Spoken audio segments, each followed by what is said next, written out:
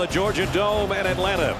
It's the Transplanted Nokia Sugar Bowl, the 72nd edition, moved to Atlanta because of the devastation of Hurricane Katrina. God willing, it'll be back at the Superdome next year. Our Bowl Championship Series continues.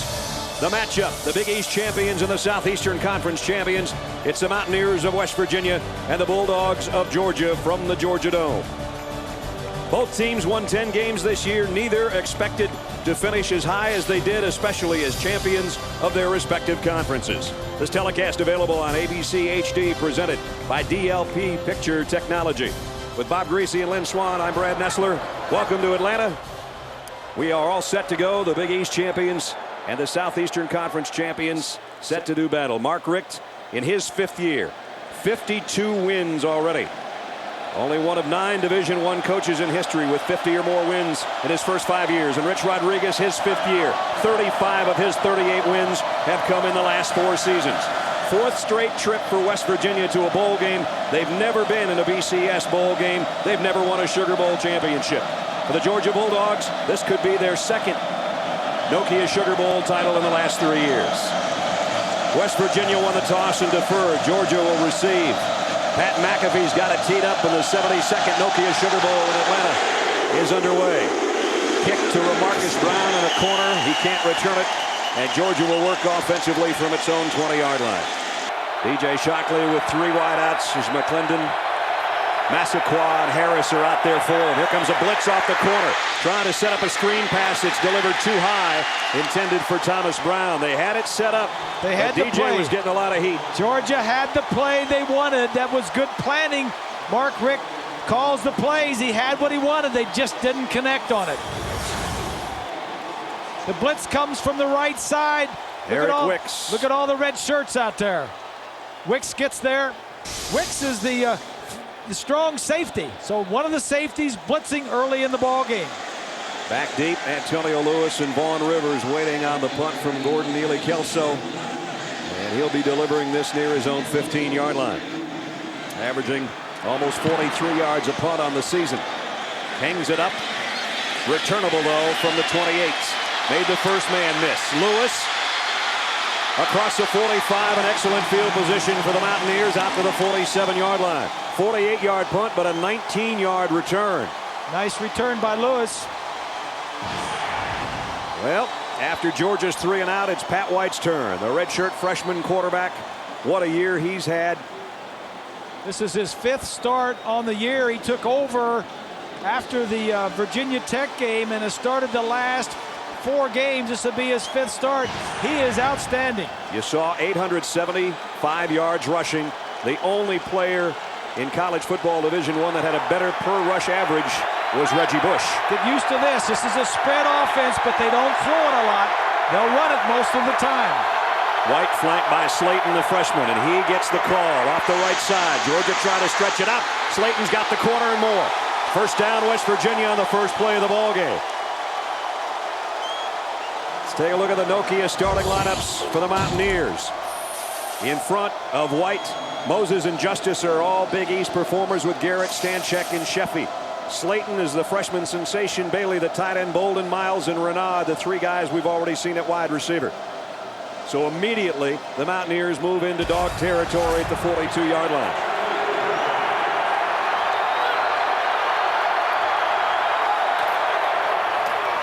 Faking the handoff and keeping is White, and he doesn't get much. Tony Taylor, the middle linebacker, and Will Thompson made the stop.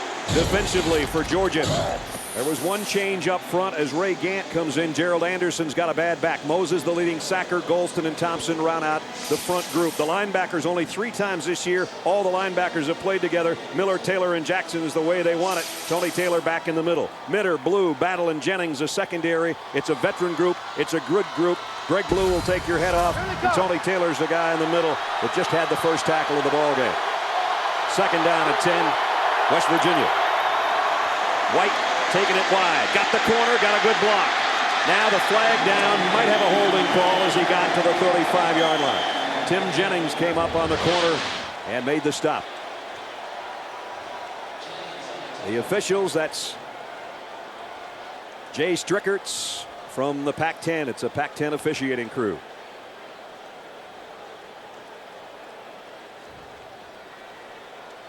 on the first penalty. Holding on the offense, number 49. 10-yard penalty, previous spot, still second down. So that backs up what West Virginia's got going. Third man in our crew, as always, on the field, Lynn Swan. Swanee? Thank you, Brett. I talked to Rich Rodriguez before the game, and he said what he wanted this team to do is to be efficient. The long layoff, you usually see a lot of penalties. He wanted to cut that out. And he also wanted his young quarterback, Pat White, to get on the perimeter. He wanted to put the ball in his hands to get him comfortable, to take the edge off, because this is his first big-time bowl game, Brett. He got him on the edge, but he got a holding call in front of him, and it negated a good gain, and it brings up a second down and 20, and the Mountaineers are back on their end of the field at the 48-yard line. They set up in an I for the first time tonight. And don't count out the fullback, Owen Schmidt. He'll get the ball occasionally. It's a draw play to Slaton. Big opening off the left side.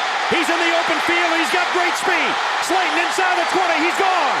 Touchdown, West Virginia.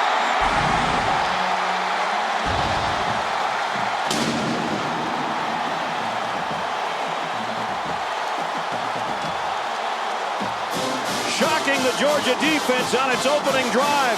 A 52-yard touchdown run.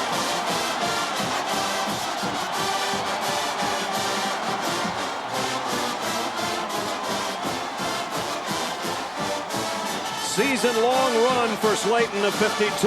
McAfee in for the point after.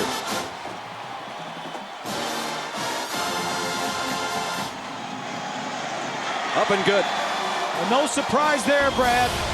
They're fifth in the nation in rushing offense, and this is just a draw play on third down. Long yardage, takes it to the house. Brad Nessler, Bob Greasy of the Georgia Dome in Atlanta, the 72nd Nokia Sugar Bowl. We were going to talk about Pat White and Slaton, and we didn't have time, but we can talk about them now. If we would have had time to get to you before the game, we were going to say watch for Slaton and watch for White. Those two guys, those two freshmen, are dynamite. And they are, and Slaton took it 52 yards. The first touchdown of the ball game capped a three-play, 53-yard drive in a minute and 38 seconds, showing that great speed. He didn't start until the fifth game of the season and ended up with almost 1,000 yards rushing. And so now Mark Richt talking things over with DJ Shockley, and Georgia's just got to settle down, not let that bother them, and get their second possession and try to do something with it. Slaton was actually the fourth running back starting out the season. They had a guy named Jason Gwaltney, who was the top recruit running back in the East that went to West Virginia. Nobody knew anything about Slaton. McAfee's kick again deep, and they won't be able to return it. Two touchbacks on the two kicks. Let's take another look at the touchdown. It happened in a hurry.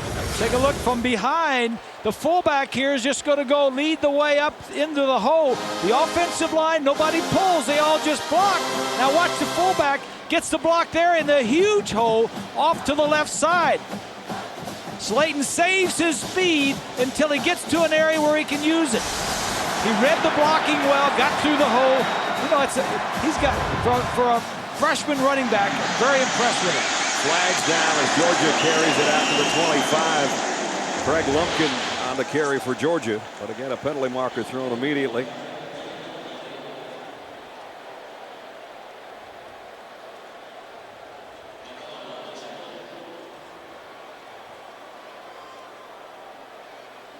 This rate's going to be a long night. Incidental face mask on the defense. 5-yard penalty from the end of the run. Yardage results in a first down. So with the 5 plus 5 more, it's going to be a first down for Georgia. Incidental face mask, and it's right there. Warren Young trying to drop it down as Lumpkin took it to the corner, and Georgia's got a first down. Let's talk about our game plan, Bob. Well, Shockley has to lead the way for the offense. And for West Virginia defense, they're good tacklers. They got to bring these guys down, but they need some takeaways as well. So Georgia, after their opening 3 and out, with their initial first down of the ball game at the 30-yard line.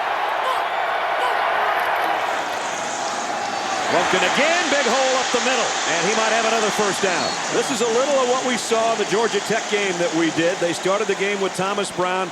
Craig Lumpkin, who missed all of last year with a knee injury, back, and he's a bulldozer. Well, that big offensive line, Tanner and Gene Gillis and Jones up front there. and Rowland and Inman. Just it's a three-man line, and if you don't have anything going on with the linebackers behind him, by that I mean by slanting the defensive line and bringing the linebackers another way, if you don't have anything going on, those guys are just sitting ducks. We've got a timeout taken by West Virginia. They've got a guy shaken up on the field. We'll take a break in Atlanta, where West Virginia leads by a touchdown. You talk about a local hero, it's Rich Rodriguez, because Granttown is his hometown, which is only about 20 minutes, 25 minutes from Morgantown.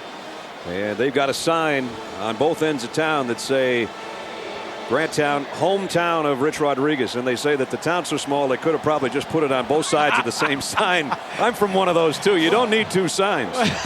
Well, he's an alumnus. He went there. He was a defensive back, played for Don Nehlen. Don Nehlen is here tonight. In fact, he went into the National Football League Hall of Fame this year. DJ Shockley with pressure coming from behind, and boy, the white jerseys, he just took too long, and that's coverage downfield. DJ couldn't find an open man, and finally, all the white jerseys showed up and swallowed him, led by Mike Norello, the guy we talked about earlier. The combination linebacker DB, and Georgia's got to give it up again. So they got a couple first downs with Lumpkin, and then the penalty killed him. I don't think a lot of people around this state and around the country have given West Virginia their due. I think they're a lot better football team than most people, and I think they're finding out tonight. Ely Kelso on the punt. Lewis says it's mine, and he'll take it at the 24. Made the first one miss again. There's a flag down, though. Out to the 45-yard line, but it's going to be coming back. There's another flag. Well, we've got a couple of them out there.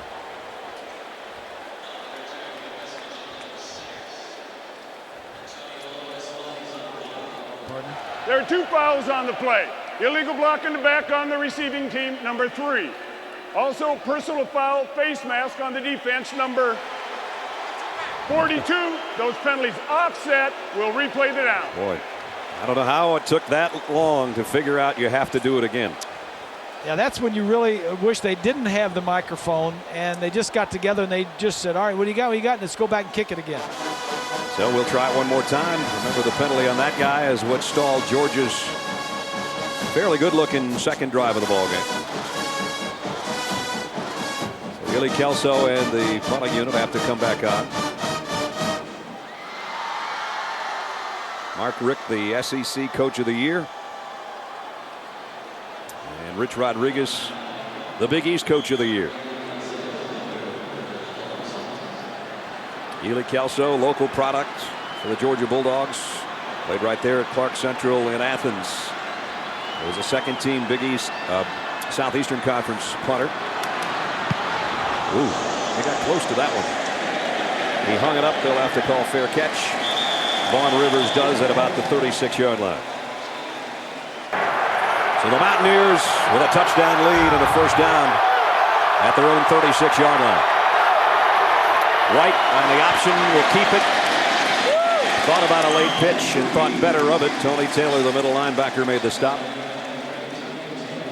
This is the offense that West Virginia uses. Rich Rodriguez had this offense when he was at Tulane and also when he was at Clemson. He's the offensive coordinator, calls the plays. They use a spread, but they don't throw the ball that much. It's 2 receivers on either side of the field, but most of it's going to be a running play. Now they're going to throw, and there's a strike complete. And a big gain inside the 40 of the 35, Darius Renard. I beg your pardon, Brandon Miles. 30-yard pickup. So just when you get lulled to sleep by the running game of West Virginia, don't forget, this kid was drafted by Major League Baseball. He's got a pretty wicked arm, too. Receiver at the top of the screen, just going to get in the area right between the corner and the safety. And as you mentioned, White with a strong arm fits it in there. To the 32-yard line. Nice run after the catch.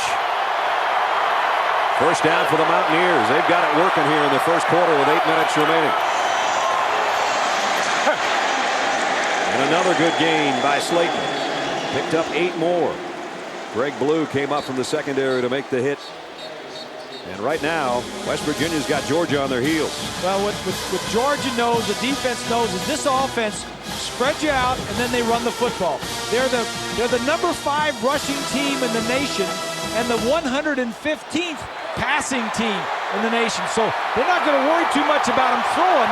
They just want to stop the run. They've got 4 wideouts in this grouping, 3 to the top of your screen, and they're going to flare it out there quickly and got it to Renaud this time. And he just weaves his way down the sideline. I'll tell you the other group in here that's shocked, other than the Georgia defense, is the Georgia crowd. Obviously, this is the 3rd straight game the Dogs have played in Atlanta. They beat Georgia Tech in their final regular season game, and LSU in here in the Southeastern Conference Championship game. And right now, West Virginia's rocking them. Well, there's a lot of red in this building, but there's also a lot of yellow and blue. 1st and goal at the 7. White looks to the sideline.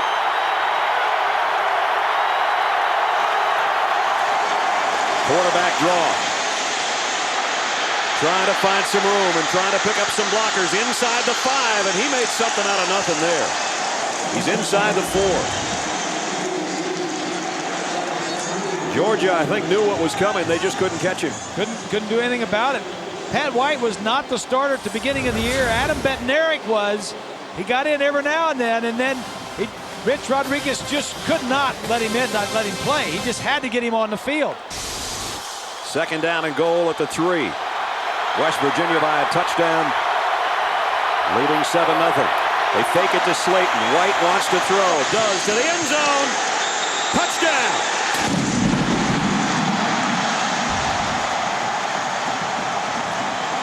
Darius Renaud's 2nd catch of the drive.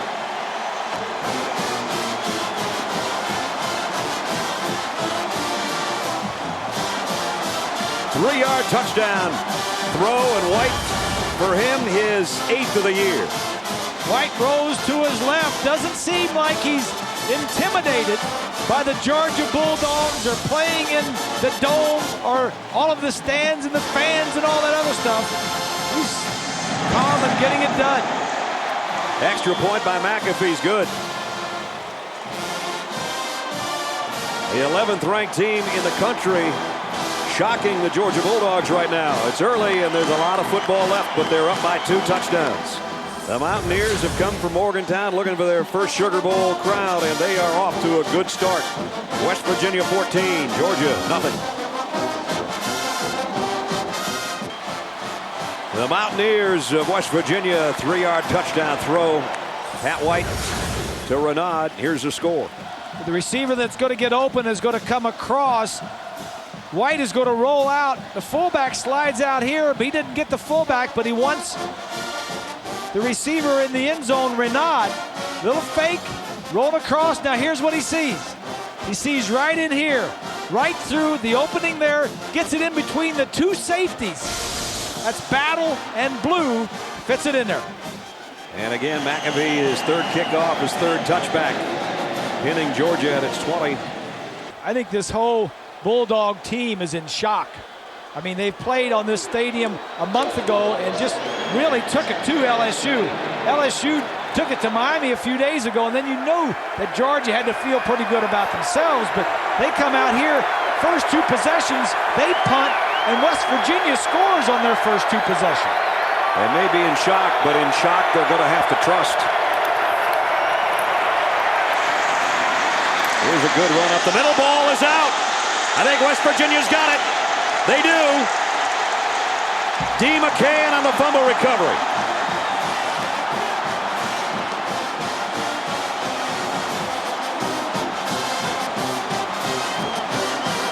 McCann came up from the safety spot. The ball was out, and West Virginia's got it back. Well, we mentioned they're great at knocking the ball loose. Turnover margin, they're in the top 10 in the country. That ball just good. That's a good hit. Ball, helmet right on the ball. Ball comes out. The white shirts have it.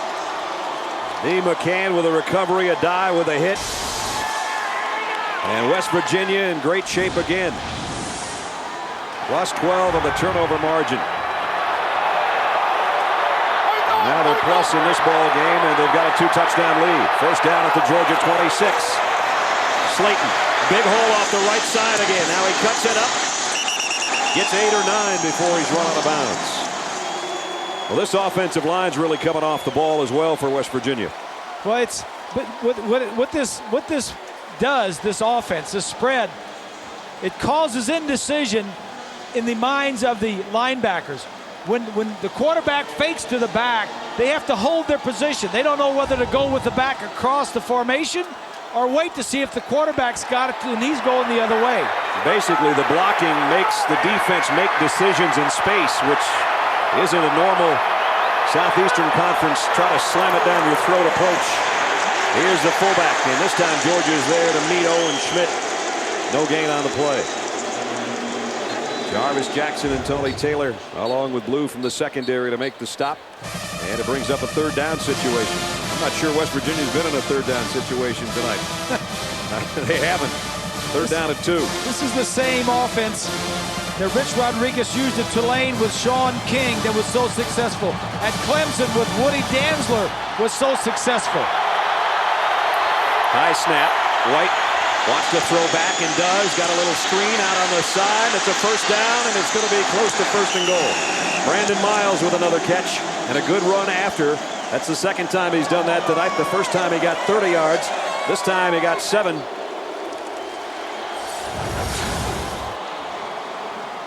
White goes away first, holds the linebackers, and then comes back and throws the other way.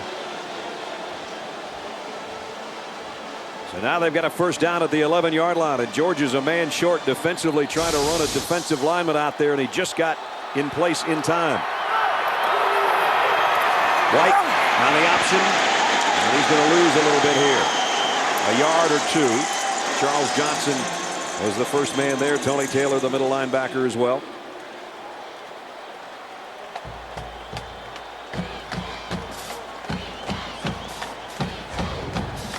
West Virginia, their red zone offense this year. 43 for 50 with 35 touchdowns, including a couple tonight. The bad news is Georgia inside the red zone is last in the SEC. At the 13. Second down and 12. End around coming. It's Renaud who scored, and he scored again. The wide receiver got a great block. Renaud, who just scored on a 3-yard touchdown reception, now adds a 13-yard end around for a score.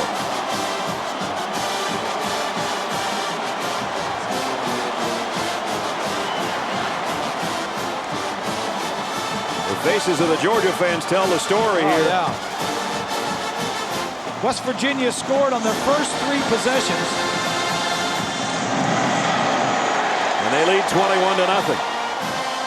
Not perfect execution on the end around and a great block by the wide receiver. Exactly. White's going to go this way. The receiver that gets the ball, Renaud, but watch the block right here by Thompson when he cracks back to the inside.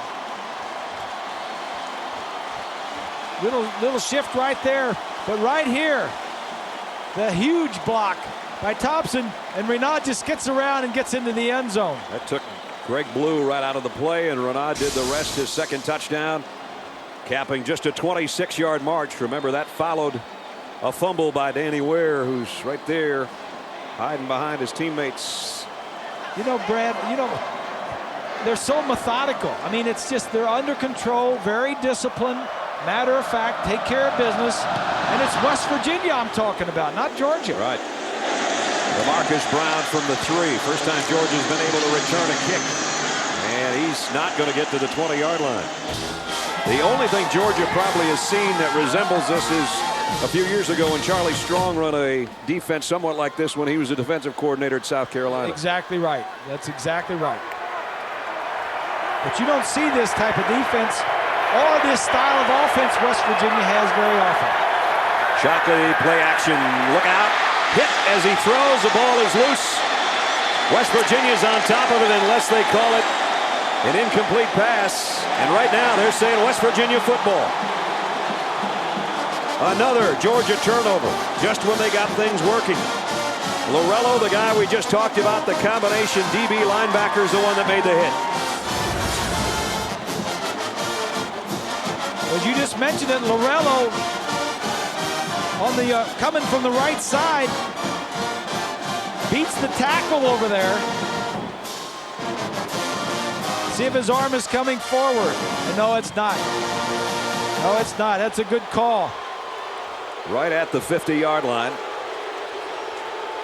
And it's a linebacker that beat Inman, an offensive lineman. I think they're going to take a look at this. Or Georgia took a timeout.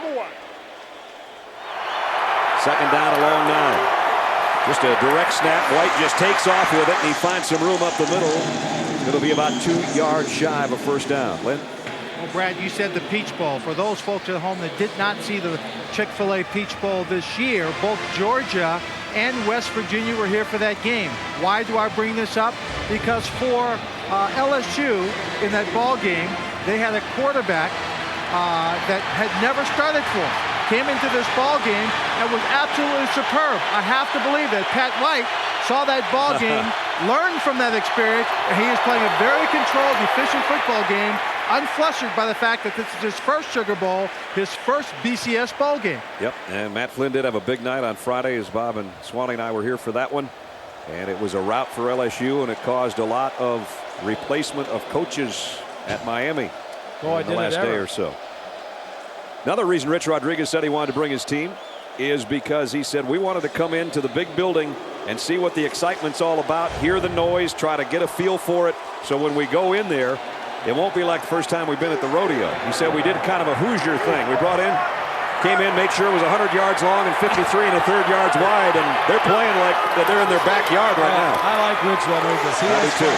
Slaton, another cutback. Broke 2 tackles, now 3. Finally going to be stopped at about the 35-yard line by Charles Johnson. They can't seem to bring Slaton down because of his moves and his speed, and White's been awfully shifty both with his legs and his arm.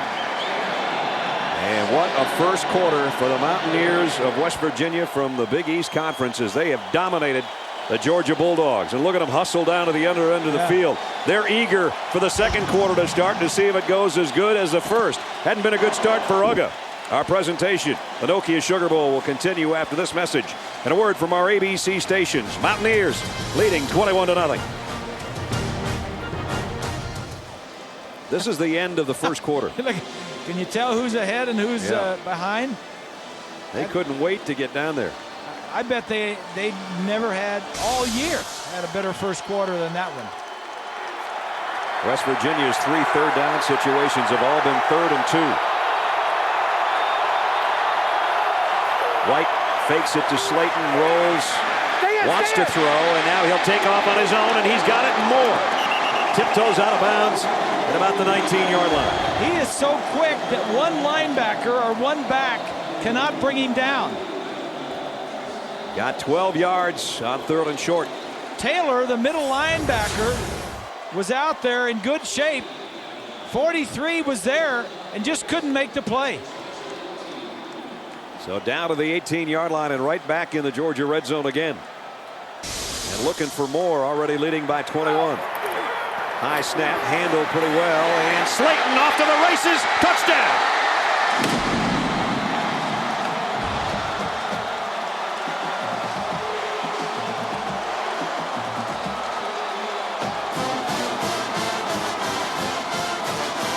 We said this was a little bit different style of offense.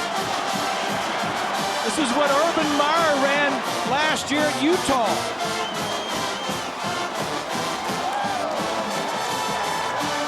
(28-0) if the extra point is good in West Virginia's favor. Slaton already over 100 yards, and we're less than a minute into the second quarter.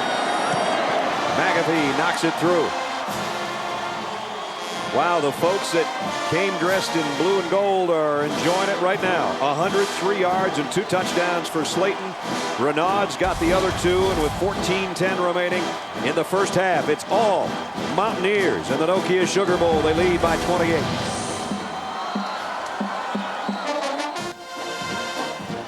If a picture tells 1,000 words, these pictures tell of 4 touchdowns. If you're a Georgia Bulldog fan, they didn't have to come far. If they came from Athens, only about an hour. A lot of them obviously in the Atlanta area. And the looks of concern, I think they should be. West Virginia is dominating the Southeastern Conference champions right now, 28-0, and we still have a long way to go here in the second quarter. I got a question for you. Yeah. How can Georgia look so good against LSU here a month ago and play this way in the first quarter here tonight? That is a good question. Thomas Brown will take a knee, and that's 4 touchdown backs in 5 kicks. But you have to start somewhere, and if you're a Georgia fan or a player, this is the first one that we're going to score on. Shockley throws complete. He's got his tight end Leonard Pope for the first time tonight. Pick up a 15 out to the 35. Well, Bob and Brad, I just want to throw this in there for the Georgia fans. There's some good news in this bad score of 28-0. That is, if this game were in New Orleans, they would have spent thousands of dollars having flown down to New Orleans to be behind by 28 points. Yeah, that's a good point. And the headaches might not be as severe here in Atlanta. You don't know. First down at the 35. Shockley going to throw quick and does. Lumpkin with a head of steam goes out near the 50-yard line. So back-to-back first downs for Georgia. Pick up a 14 on that play.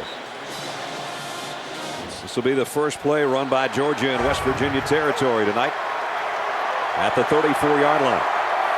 Shockley flanked by Lumpkin and 3 wide receivers.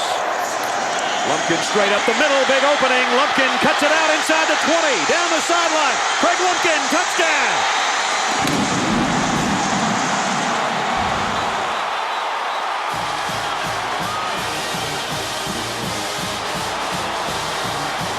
As Bob said, you've got to make this something like your first drive and try to put the rest of it behind you. And Georgia went 15 yards, 14 yards, 17 yards, and then 34 yards for a touchdown. Shockley in the huddle, back on the 20, said something like, all right, guys, let's just go down and get 1 touchdown on this drive. That's all we can do. Let's score. Brandon Katu with the extra point up and good. And finally, the Georgia faithful has something to cheer about. Quick striking drive for Georgia. And they had to take it the length of the field again. They were forced to earn it, and they did. And Lumpkin, as he did against Georgia Tech when he had 74 yards on the ground, has been the star in the backfield. The offensive line just blocks to their left, and the defensive end on that side, Wilson, there's a huge gap there. Lumpkin reads it and gets up the field. Cuts back a little bit, and then just does his thing. And all the way into the end zone for the touchdown to cap a 34-yard march. His career high rushing was 90 yards 2 years ago in a bowl game. That one was against your alma mater. Or Purdue. Thought I'd just throw that at you. 80-yard drive in just 4 plays. Well, now we got this building jumping. Yellow is just going nuts there the first quarter. Now it's up to the Georgia defense to see if, for the first time tonight, they can do something about the Mountaineers offense. It's been pretty proficient, that's for sure. Brandon Katu will kick it off. Vaughn Rivers and Antonio Lewis wait on the other end.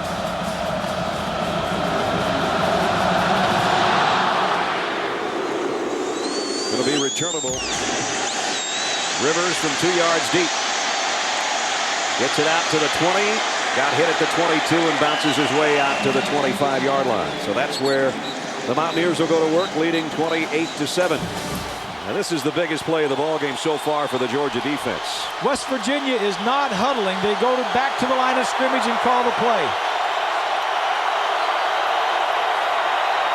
White flares it out to Slaton.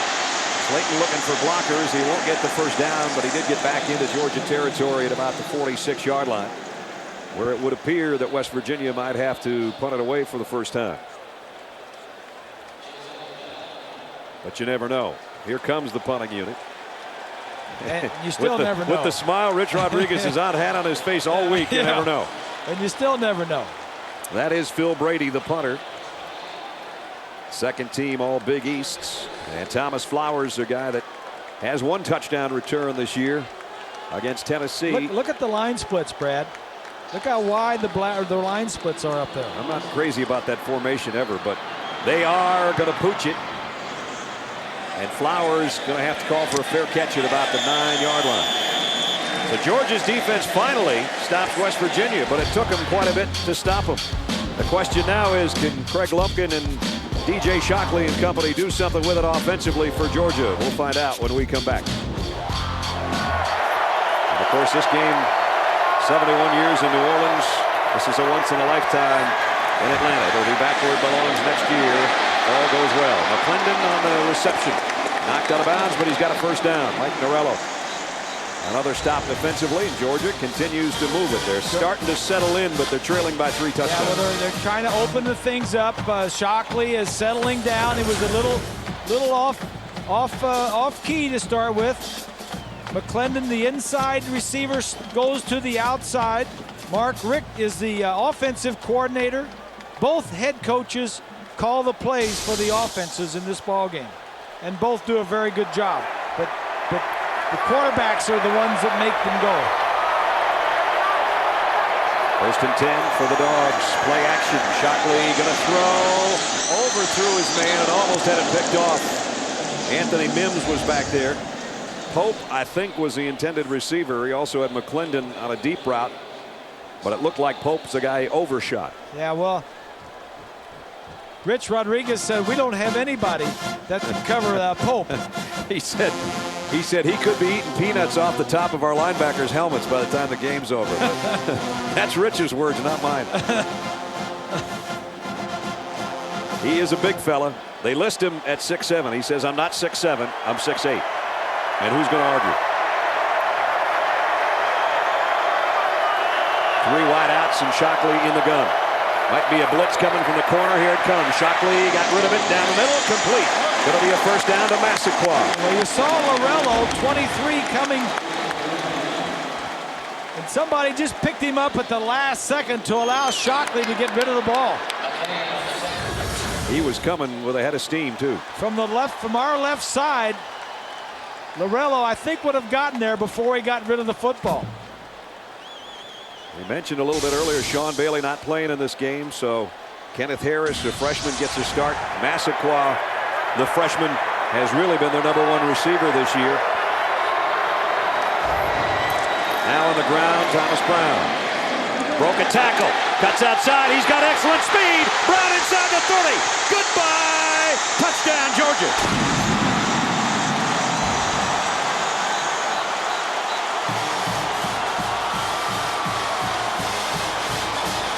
Brown, like Slaton earlier, goes 52 yards for a Georgia touchdown.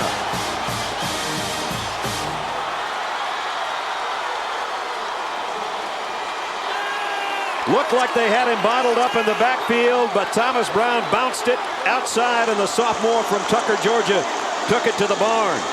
Katu in for the point after. Georgia's back in the game. 8:52 remaining in the first half. The fans of the Georgia Dome have something to cheer about. Finally, 52 yards for Brown. It's 28-14, West Virginia.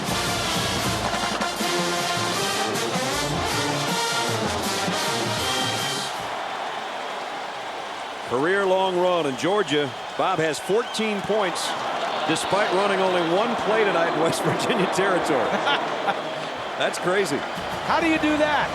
Bunch of long, big plays, huh? Big plays. You said they can score 28 points. The question is, can they stop West Virginia? They've only stopped them once tonight, but it led to a 90-yard touchdown march. Lewis will take it 3 yards deep and bring it out. Georgia levels him at about the 21-yard line. C.J. Bird is the guy that made the stop. Let's take you back to the touchdown, Robert. Go back to the touchdown. Watch the offensive line. Gene Gillis is 74-70. Is Jones, the center, Schnetker. All these guys right up the middle. Watch the blocking. Now, I said earlier, West Virginia had to tackle tackles and takeaways. They've got takeaways. They didn't tackle on that play right there. Well, Slaton over 100 yards already just in the first half of play. He got it going early and often. Showing his speed, his moves, and explosiveness into the secondary. He scored from long range. Got 6 on that last carry. It's 2nd down and 4. And now direct snap, White in the middle of the pile. Georgia trying to prevent him from getting the first down, and they do as he got to the 30-yard line. It's going to bring up 3rd down and 1. Bob and Brad, just a quick observation. On all of these runs we've seen, whether it's for Georgia or for West Virginia going into the end zone, I am amazed and marveling at the excellent downfield blocking of all the wide receivers on both teams. They are really opening up the secondary for the running backs every opportunity they get. Well, the fundamentals for West Virginia in all aspects of the game are very good. Schmidt, the fullback, big opening and a big run. One man to beat. All the way down to the 20 to the 16-yard line. Rich Rodriguez told us right before the game, don't forget about my fullback. He told Bob and Lynn and I on the sideline, and Schmidt just rumbled 54 yards up the middle on 3rd and 1. There he is right there. Look at this hole right in here. Everybody's looking for Slaton and White. They're not looking for the big fullback. All the way down to the 16-yard line. A career-long run for Schmidt, the fullback. And now White comes up throwing. Flares it out. Renaud again. Broke a tackle. Boy, almost got a first down. And he knows if he could have rolled off one more defender and kept his balance, he'd have been in the end zone. Trey Battle, as it is, lost his headgear as the guy that made the stop. West Virginia has a 3rd down and about a foot to go. They've already got 210 rushing yards in this first half against Georgia, and they lead 28-14. And I would think even if they didn't pick up this first down the way they've been playing, it's probably 2-down territory. Knowing Rich Rodriguez and how he approaches every game. White barking signals to everybody at the 6-yard line of Georgia. Georgia's going to bring a blitz. Slaton, they wrap him up and they drop him. Now that big a loss, maybe they will kick a field goal. Loss of 3 back to the 10. Yeah, they called a timeout, and then when he was out there, White looked over to make sure that which play to run. That is a huge, huge stop for the Georgia defense. Watch the red shirts come up here to blitz. That was not the play that he wanted. That was not the defense he wanted for the play he had called. Pat McAfee will try to add to it. He's 10 out of 17 on the year and 5 of 6 in this range, which is a 27-yard field goal attempt. True freshman trying to make it 31-14. And he's got it. So McAfee, a 27-yard field goal, adds to the West Virginia lead. 31 points in the first half. So we each have a championship in trivia over the last 3 years. That's the way it should be. Thomas Brown is about 8 yards deep. He won't bring it out. Georgia will be 80 yards away with 5:37 to work. Well, here it's 1st and 10 Dogs from the 20. Shockley, plenty of time. Down the middle, he's got his man. It's Leonard Pope out to the 32. And they'll move the chains. Georgia trailing 31-14, but they've got 5.5 minutes to work. 8th play of the drive coming up. A 3rd down and 10 for the Bulldogs. I think I can sing, you know, when I'm when I'm in church or when I'm in some place where it's loud. Oh, you're down in the bottom of the basement of Daly's last night. That's where we were. Medication for that. 3rd down and 10. Shockley, look out. Pocket collapsing. DJ runs out. Down the middle. He's got a man. On the run. Mario Rayleigh. 1st down, Georgia, out of bounds. All the way down to the 22-yard line. That's what DJ Shockley needs to do, is to create some big plays. Find some time, buy some time in the pocket, and that'll give your guys more time to get open. Take a look at the all-22. One of the receivers is going to get out here in the middle of the field. He's not going to get open until Shockley messes around in the backfield and then buys some time right here. Nice throw back across his body. Went airborne to do it, and Raley took it all the way to the 23. Georgia with a first down, plenty of time remaining. Second play run in West Virginia territory, and it's Shockley. DJ's inside the 10. It's first and goal, Bulldogs. And that's the other thing that he can do.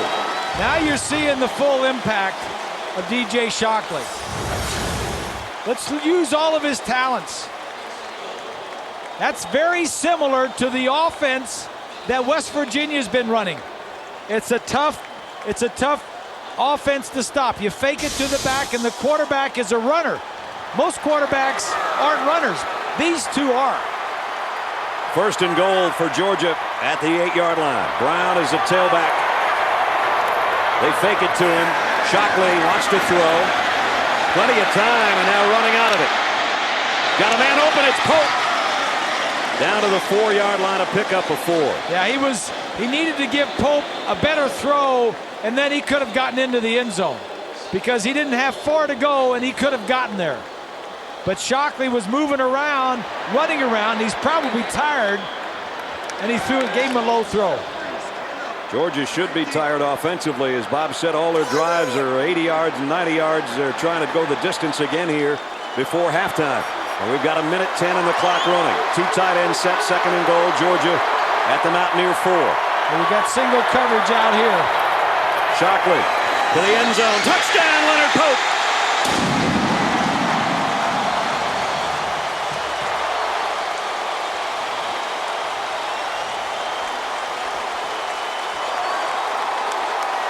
What looked like an early cakewalk, all of a sudden is a dogfight.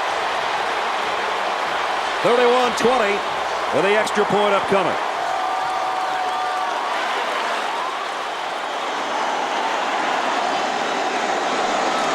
Brandon Coutu for the point after. It's up and good. Still 58 seconds left in the half. 31-21. The momentum is with Georgia. Let's check in with Lynn Swan. Okay, Brad, thank you. Coach Rick, you made adjustments in the second quarter, obviously. You're looking at adjustments coming back for the second half. Those adjustments, do they have more to do with how Georgia's playing or not playing, or a reaction to what West Virginia is doing? Well, I'll give West Virginia all the credit in the world. They came out and knocked the heck out of us and scored just about every time they touched it, and took advantage of the turnovers that we had, penalties that we had. When we settled down offensively, we did a whole lot better. We got some momentum back, but we're still down 10 and got a long way to go. What would you do differently in the second half?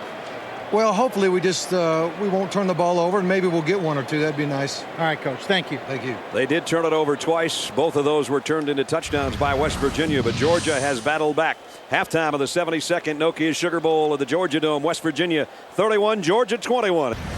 Halftime of the Nokia Sugar Bowl at the Georgia Dome in Atlanta. 31-21. West Virginia leads Georgia. It was 28-0 at the beginning of the ball game, and Georgia dug themselves out of a hole and got back in the ball game. Welcome back, everybody. Brad Nessler and Bob Greasy.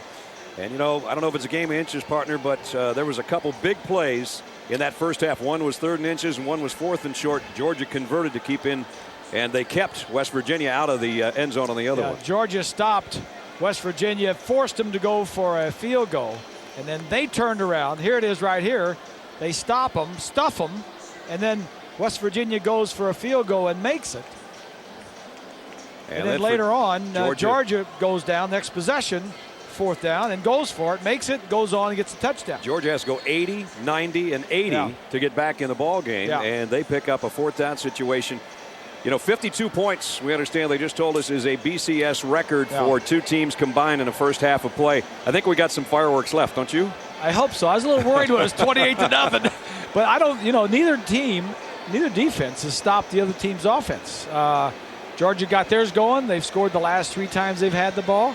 And West Virginia scored 5 of the 6 possessions. So Georgia's still trying to figure out that West Virginia spread. Yeah, West Virginia just seemed a little bit frustrated near the end of the half. They had a couple of timeouts they had to use. Ended up with only a field goal instead of a touchdown. Meanwhile, it seemed like the momentum was Georgia's as it headed to the locker room. Well, I'm not so sure. I think they had a little bit more momentum than the other team, but We're going to check that out here in the second half. We'll find out. This spread's got me convinced these two young freshmen running, I'll tell you. Well, West Virginia's going to get the football first, too. So we'll see them on offense, and DJ Shockley can only wait and look up and hope that his defense can somehow slow down the Mountaineers' offense, something they've been unable to do except on that one 3rd down and inches situation after Schmidt, the fullback, had rumbled for 54 yards to get him down.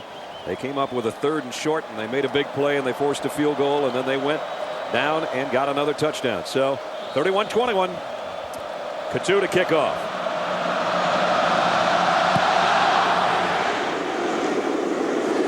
It's going to be returnable by Lewis from the goal line. Lewis, he's almost got around that corner. Georgia closed the door on him, though, at about the 21-yard line. Let's check in with Lynn.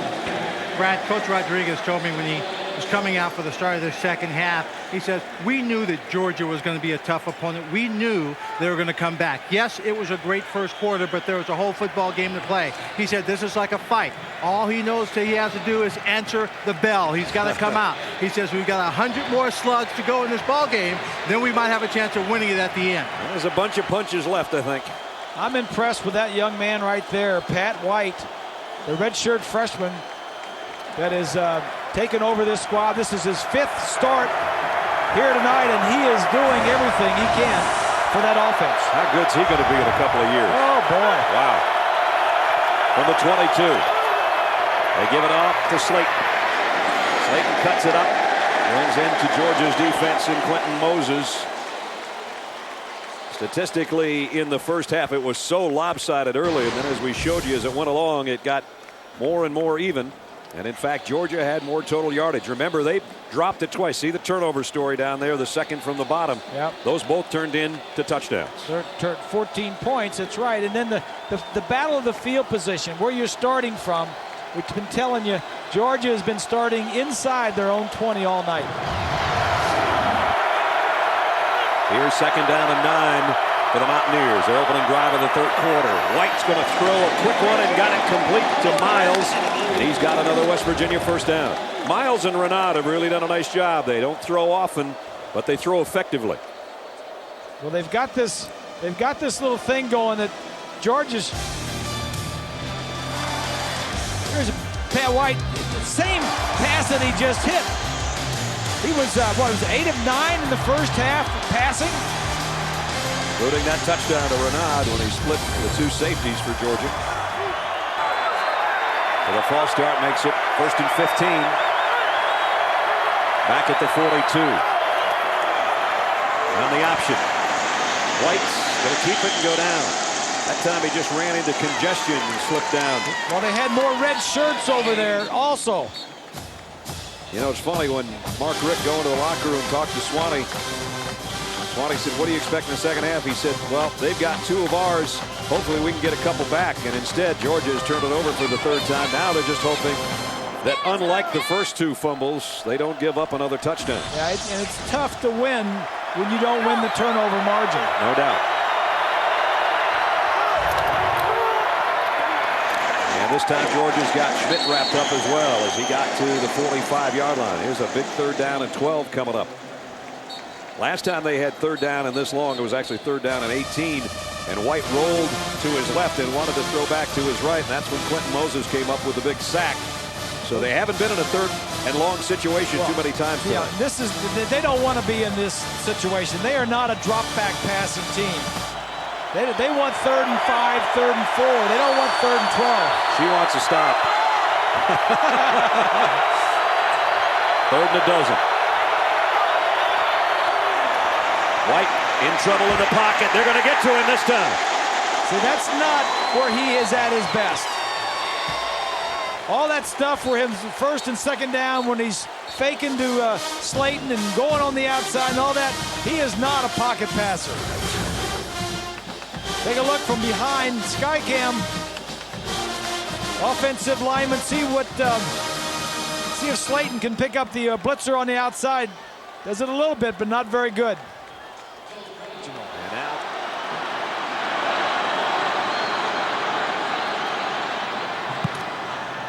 Again, it's the rugby style kick. And going to be fielded on the hop. A dangerous play. Oh, man.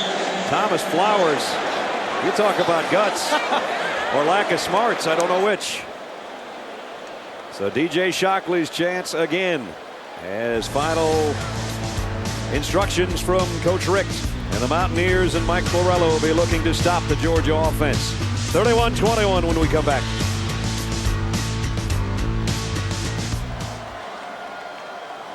The crowd at the Georgia Dome, 74,458.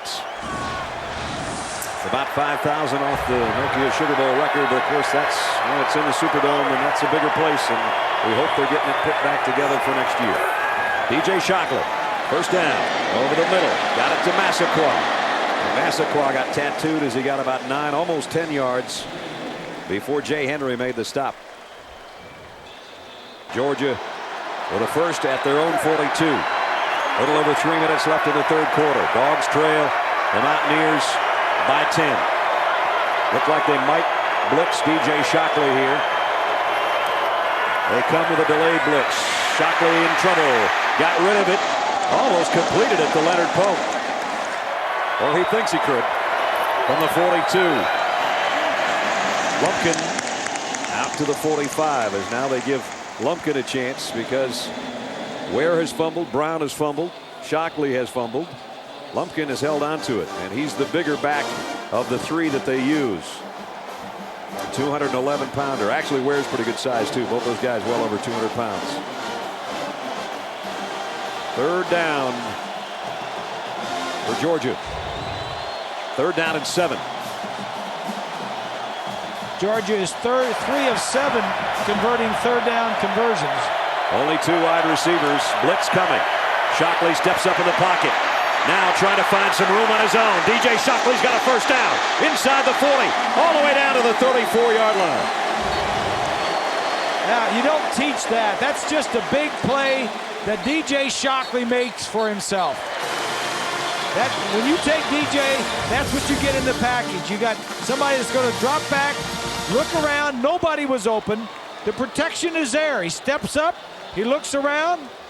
Nobody's covered. So, all right, let me go up and see if I can get a first down. DJ's got 71 yards rushing now. He was the MVP of the Southeastern Conference Championship game in the win over LSU. Threw a couple of touchdown passes to Sean Bailey in that one. Now look at his numbers here. 71 on the ground, 176 in the air. Less than 2 minutes to go. Third quarter. Shockley loads and fires to the end zone. Man there, got him! Touchdown! A.J. Bryant!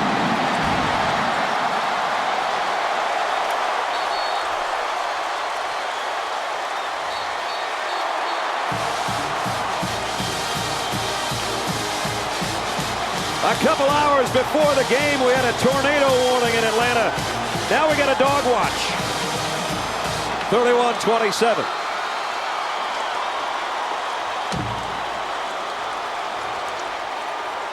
Brandon Coutu, the extra point is good. And the crowd ignited by DJ Shockley. Shockley saw he had single coverage and did a good thing. He just threw it up, and he trusted that Bryant would take care of him. Bryant not only took care of him, but he caught the touchdown. We welcome you wherever you might be watching around the world on Armed Forces Network.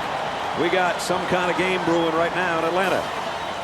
Bryant on a 34-yard touchdown pass from DJ Shockley. As Bob said earlier, Georgia can score 28. Can they stop West Virginia? The answer so far, yes and yes. We still got a long ways to go. Minute 44 in the third. Rivers and Lewis are back deep. At the goal line, it'll be Antonio Lewis again. And Lewis cut down as he got to about the 21-yard line. Now they're set offensively with a first down after his catch at their own 47-yard line. They lead by 3. Final minute, third quarter. Slaton straight up the middle. He's got almost 10 more. He maybe does. Boy, they're having a hard time bringing him down. And he could indeed have another first down. He does. So now back into Georgia territory for the Mountaineers. And again, you see they go without the huddle. Similar to what, as Bob said, Sean King did at Tulane. Woody Dantzler and Brandon Streeter did at Clemson when Rich was the offensive coordinator for Tommy Bowden. Both places. Now it's White. And White this time is going to get wrapped up by Jarvis Jackson. Easy up, dog.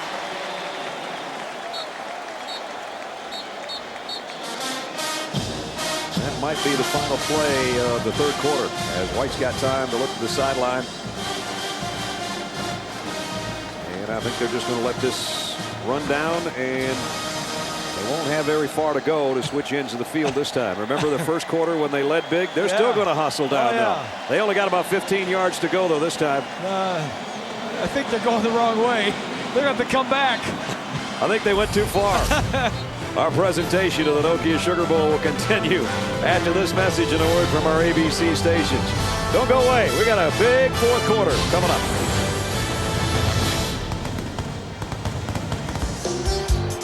So from 28-0 to 31-28 as we head into the fourth quarter. Brad Nessler, Bob Greasy, Lynn Swan, and our ABC crew. The 72nd Nokia Sugar Bowl. What looked like it was going to be a blowout for the Mountaineers. A three-point game as we enter the fourth quarter. Second down and 9.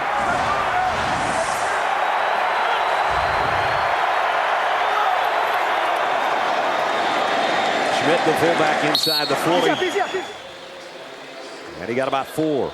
We'll bring up third down and 6. And now every third down situation and every ensuing possession becomes pretty big now that the game is tight.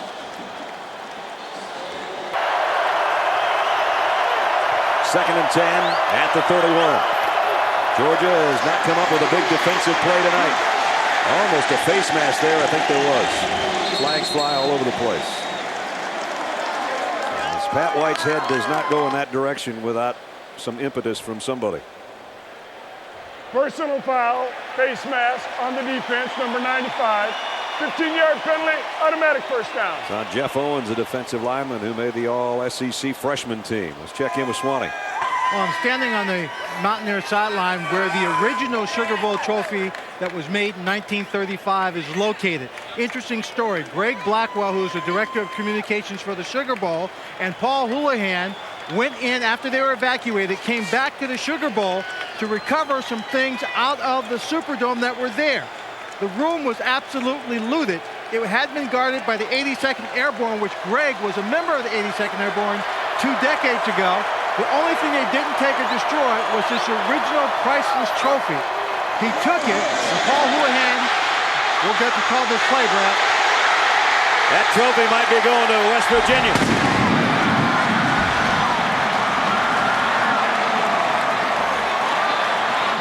Slaton's second 52-yard touchdown run.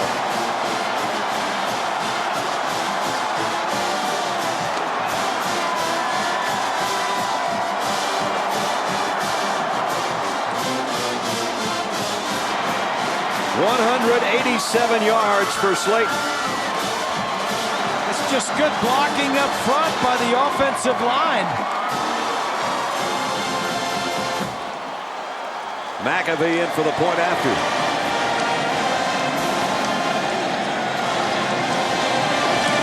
And it's up and good. Big plays.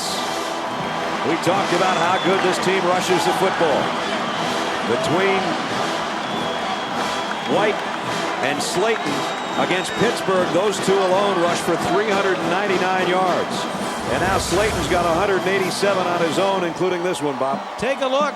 Here's a linebacker over there. He should be right here. The play's going to come right at us. Well, look at this. The linebacker goes out. The blocks are here, right where the linebacker should have been. That's Taylor. No, I'm sorry, it's Jackson, number 45. Taylor went to the left, Jackson blitzed around, and the offensive line just picked up everybody else inside. Georgia only gave up 124 yards a game on the ground this year. They've given up 210 more than that. West Virginia has 334 yards rushing. Swanee, that valuable trophy made it through Katrina. I don't know if it'll make it through Morgantown. Well, it'll make it through Morgantown as long as they don't try to set it on fire. But Greg Blackwell took possession of this, traveled to the ground as he was displaced because of Hurricane Katrina, and he actually drove it here to Atlanta himself so it could be here for this Sugar Bowl game. Guys? The kickoff is deep. Georgia's going to try to run it back. And probably shouldn't have. Thomas Brown leveled at the 10-yard line. Young man, you deserve a quick sip or two. Both of you. In 9 plays.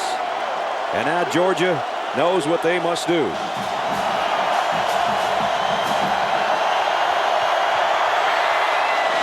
Trying a little slip screen to Massaquoi, and I think he got a first down. Wow. Nice second effort by Mohamed Massaquoi, the freshman out of Charlotte, North Carolina. And Georgia still has life. First down. You know, what a great job Mark Richt has done. Take a look at this effort by Massaquoi. I thought he was going to be way short, but he makes a nice run after the catch. Got it out to the 20. A little bit more room to work, but under 8 minutes now for Georgia, trailing by 2 scores.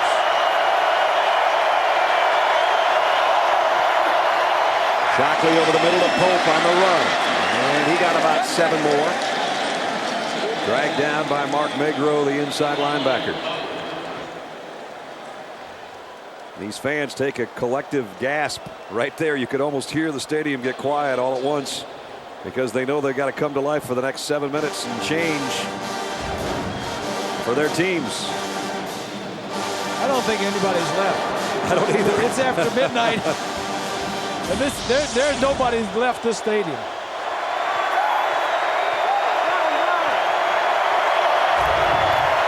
Shockley.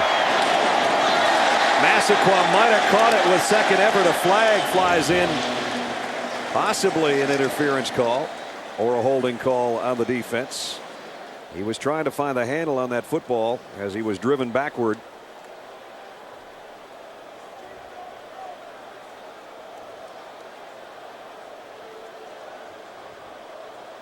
Here's the call. Maybe. I think he's going to hit him a Pass little early. interference on the defense. Automatic first down. Hit him a little early. Well, first down by penalty for Georgia. First down now for Georgia at its own 31-yard line. Running out of time though. Closing in on the 6.5-minute mark. Shockley, quick throw, and again he gets Pope sliding instead of in stride, but they'll take anything they can get right now. But they're going to have to start to hurry pretty soon. Huddling is something that's just wasting time in front of almost 75,000 folks. The 72nd Nokia Sugar Bowl. If you're just joining us, this game transplanted for the first time in its history to Atlanta because of the damage done by the hurricane to the Superdome. And from what we understand, hopefully next year by November they can play football down there again, both college and pro. Yeah, wouldn't that be a great? That'd be a great celebration. Sure would. Lumpkin on the carry, and no, excuse me, it is Lumpkin. He got the first down behind the block.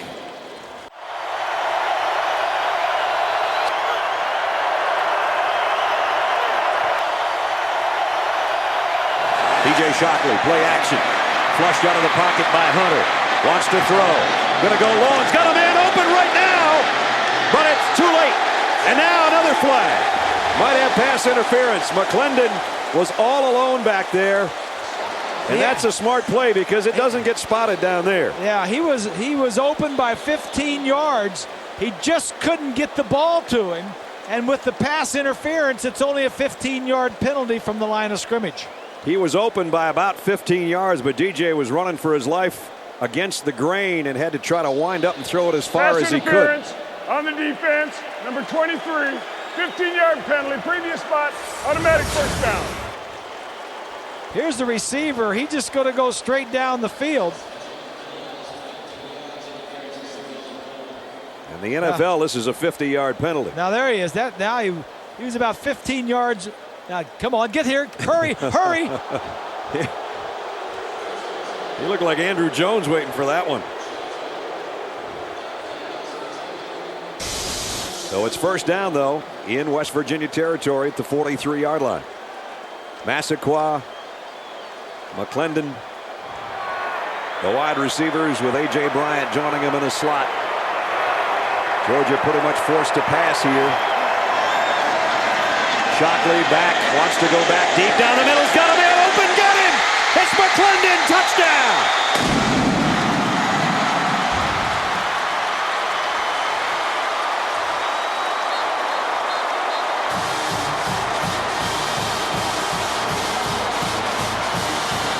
Georgia won't go away. Shockley to McClendon, 43-yard touchdown.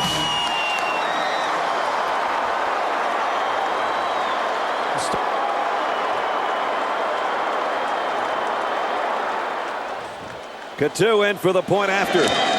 It's up and good. 5 minutes and 13 seconds remaining in regulation. West Virginia 38, Georgia 35. Rivers and Lewis back, waiting on it. It's going to be Lewis, and he'll bring it from about 2 yards deep. Got across the 20, but not by much. Shot to about the 22-yard line. Marcus Brown made the stop. And again, some pushing and shoving after the play, and you don't want to have a penalty determine the outcome of the ball game, and the officials do a nice job of getting in the thick of things and getting everybody out of there. Let's take another look at the touchdown. Well, here you go. Quarterback is going to roll this way right here, and here's the receiver. Here's the defensive back. The receiver just going to go down and run across his face and down the middle. You see him right there, puts the outside move, and then now he's wide open. He's behind the defensive backs. Quarterback makes a great throw. Shockley needs to work on some of his shorter throws, moving his feet. He doesn't move his feet when he moves his direction of throwing the football. 4 80-yard plus touchdown drives. I think Georgia's not earning their yards tonight. White, quarterback draw. And he almost got into the secondary. Greg Blue put a stop on him at about the 27-yard line. Brian McClendon, remember the game we did against Georgia Tech on ABC, had the game-winning touchdown in the closing minutes. And he's got the touchdown that has him back to within a field goal. A career-long 43-yarder for Brian McClendon, whose daddy was a Bulldog and a SEC Player of the Year. Willie, the tailback for the Dogs back in '78. So he's a second-generation Bulldog. Second down and 5. White's got 4 receivers, 2 on each side, but he'll keep it on the ground himself. And now he's got some room to run. Got a first down out at the 34-yard line. They just can't bring this guy down. He's slippery and shifty, and he's got the wiggle that Bob talked about. Not only that, he's got speed. Things are looking up in Morgantown for this offense. They've got 8 starters. Actually 9 starters returning, plus these 2 outstanding freshmen, White and Slaton, at quarterback and running back.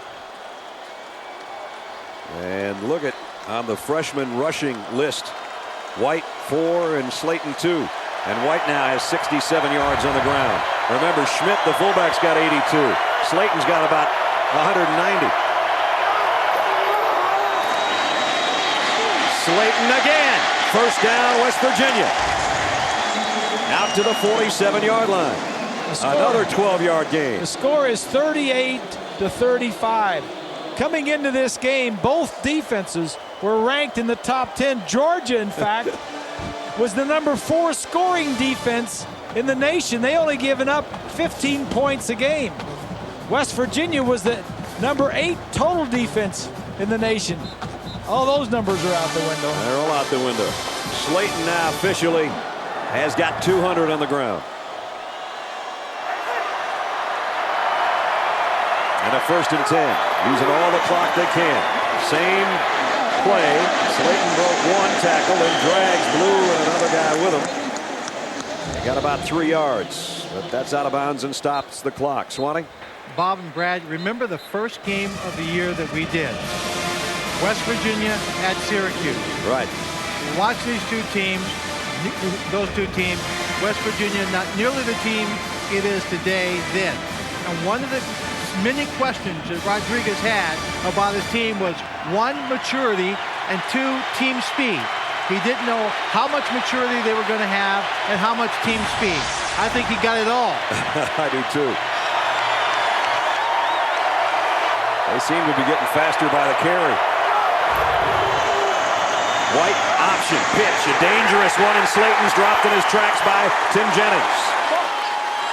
It's the one time they've tried a deep pitch tonight. At least they haven't had too many, and it lost yardage. Well, this is one time where Georgia had everything covered. They had the fullback covered, they had the quarterback covered, and they had the pitch covered. Tim Jennings has made some nice open field tackles tonight. And he's not the biggest of fellas, only 5'8". But he was up to the task on that one. Can they bottle up Pat White? Georgia on a 3rd and 11. At times they've been able to, at times they haven't. Here he goes again. This time they've got it. He crossed midfield to the 49, maybe even the 48-yard line, but it's 4th down. And the clock winding down. Remember, Georgia has used a timeout in this half, so they only have 2 remaining. And the clock continues to run. Valuable seconds, obviously. Yeah, I think if I were Georgia, I would have called a timeout. You never get those seconds back.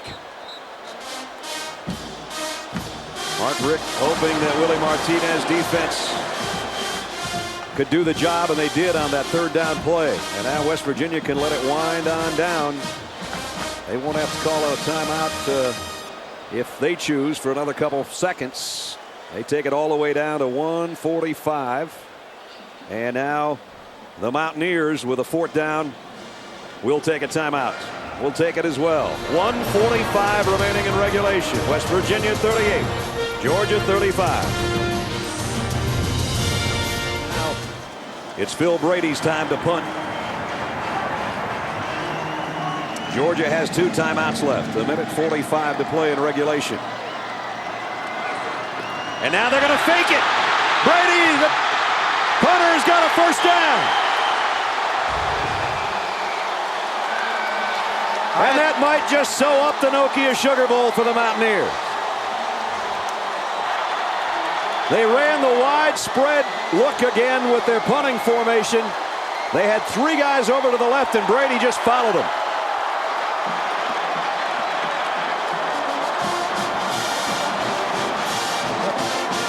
Been that kind of game. I noticed this once before when West Virginia were punting. Everybody was running down the field and Georgia was running with them.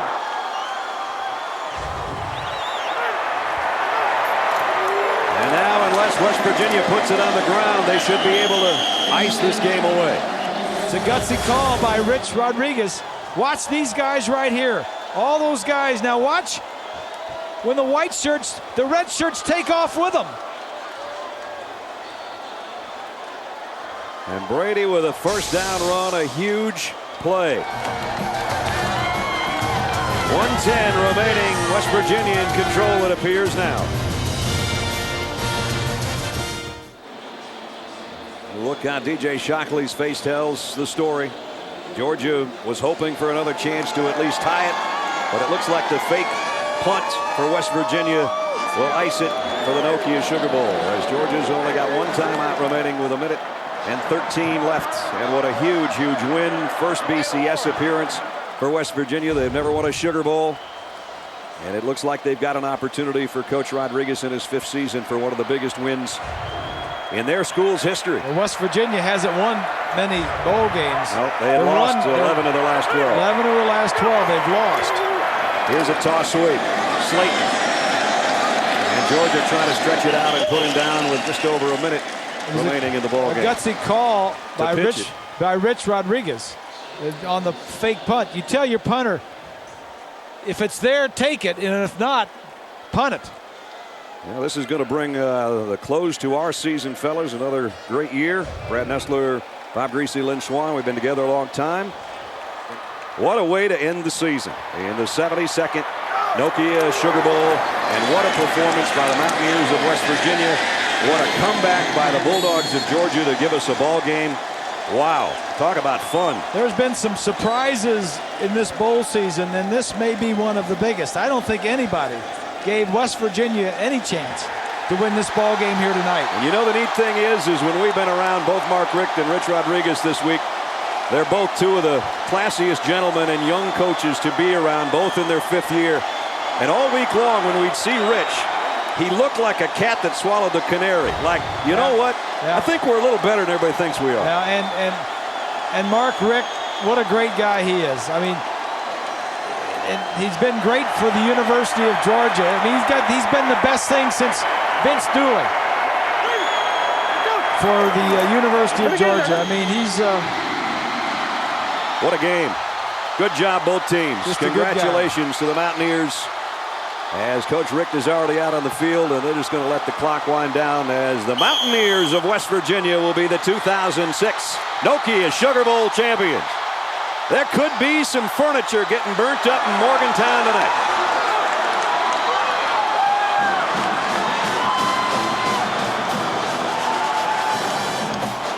Final score, West Virginia 38, Georgia 35. Congratulations to the Mountaineers. Let's check in with Swanwick. Coach Rodriguez, we were with you at the Syracuse game at the beginning of the season. This team in your program has come a long way. Congratulations. Well, thank you. I appreciate that. These kids have come together as the season went along. I'm so proud of them. You know, we held the rope. This was a tough battle for us all 4 quarters, but our guys got a lot of heart.